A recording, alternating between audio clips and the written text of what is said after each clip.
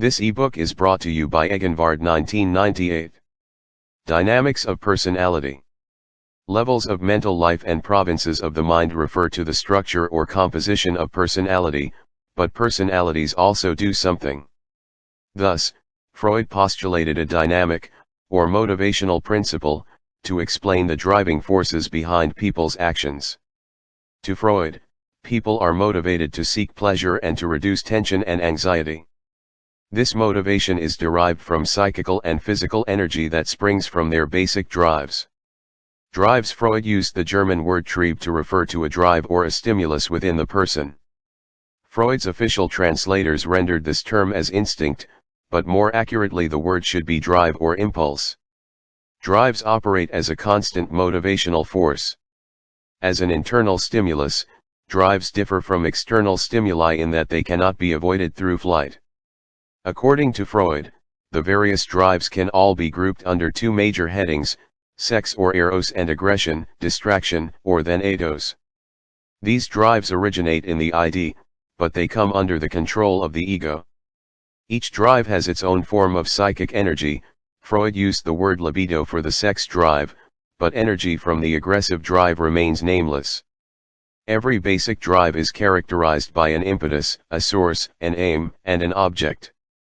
A drive's impetus is the amount of force it exerts, its source is the region of the body in a state of excitation or tension, its aim is to seek pleasure by removing that excitation or reducing the tension, and its object is the person or thing that serves as the means through which the aim is satisfied. Sex. The aim of the sexual drive is pleasure, but this pleasure is not limited to genital satisfaction. Freud believed that the entire body is invested with libido. Besides the genitals, the mouth and anus are especially capable of producing sexual pleasure and are called erogenous zones. The ultimate aim of the sexual drive, reduction of sexual tension, cannot be changed, but the path by which the aim is reached can be varied. It can take either an active or a passive form, or it can be temporarily or permanently inhibited.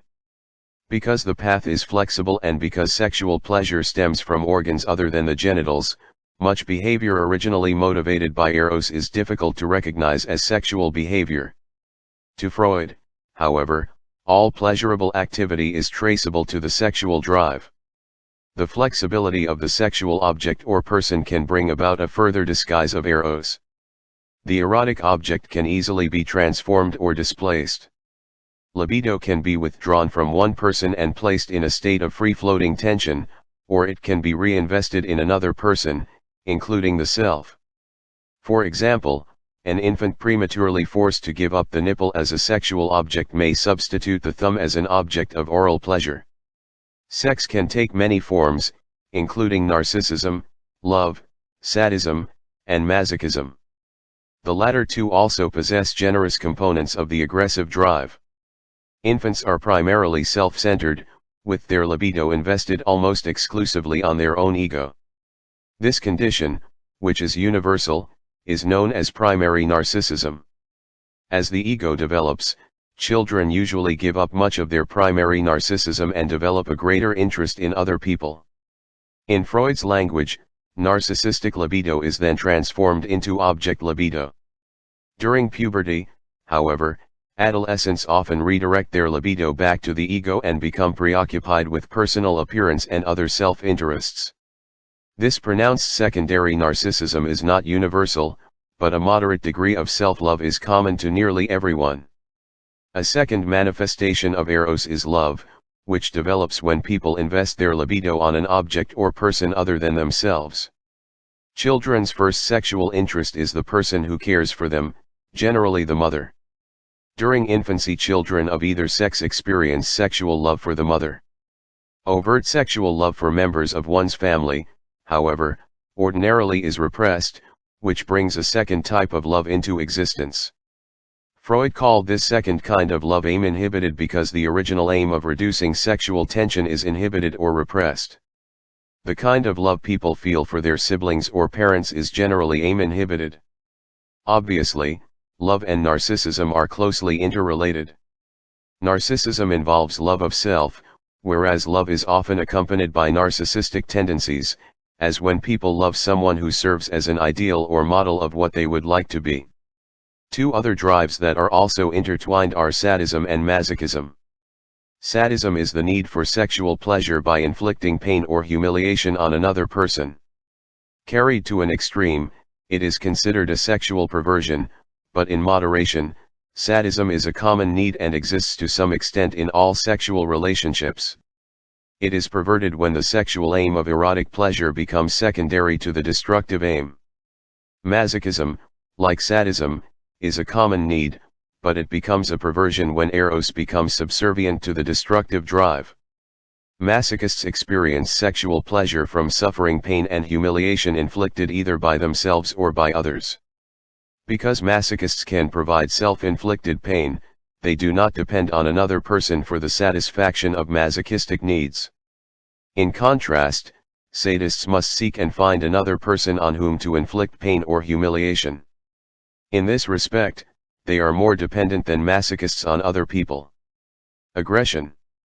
Partially as a result of his unhappy experiences during World War I and partially as a consequence of the death of his beloved daughter Sophie, Freud wrote Beyond the Pleasure Principle, a book that elevated aggression to the level of the sexual drive. As he did with many of his other concepts, Freud set forth his ideas tentatively and with some caution. With time, however, aggression, like several other tentatively proposed concepts, became dogma. The aim of the destructive drive, according to Freud, is to return the organism to an inorganic state. Because the ultimate inorganic condition is death, the final aim of the aggressive drive is self-destruction. As with the sexual drive, aggression is flexible and can take a number of forms, such as teasing, gossip, sarcasm, humiliation, humor, and the enjoyment of other people's suffering. The aggressive tendency is present in everyone and is the explanation for wars, atrocities, and religious persecution. The aggressive drive also explains the need for the barriers that people have erected to check aggression. For example, commandments such as love thy neighbor as thyself are necessary, Freud believed, to inhibit the strong, though usually unconscious, drive to inflict injury on others. These precepts are actually reaction formations. They involve the repression of strong hostile impulses and the overt and obvious expression of the opposite tendency. Throughout own lifetime, life and death impulses constantly struggle against one another for ascendancy, but at the same time, both must bow to the reality principle, which represents the claims of the outer world. These demands of the real world prevent a direct, covert, and unopposed fulfillment of either sex or aggression. They frequently create anxiety, which relegates many sexual and aggressive desires to the realm of the unconscious. Anxiety. Sex and aggression share the center of Freudian dynamic theory with the concept of anxiety. In defining anxiety, Freud emphasized that it is a felt, affective, unpleasant state accompanied by a physical sensation that warns the person against impending danger. The unpleasantness is often vague and hard to pinpoint, but the anxiety itself is always felt. Only the ego can produce or feel anxiety, but the ID, superego, and external world each are involved in one of three kinds of anxiety: neurotic, moral, and realistic. The ego's dependence on the ID results in neurotic anxiety, its dependence on the superego produces moral anxiety, and its dependence on the outer world leads to realistic anxiety. Neurotic anxiety is defined as apprehension about an unknown danger. The feeling itself exists in the ego, but it originates from ID impulses.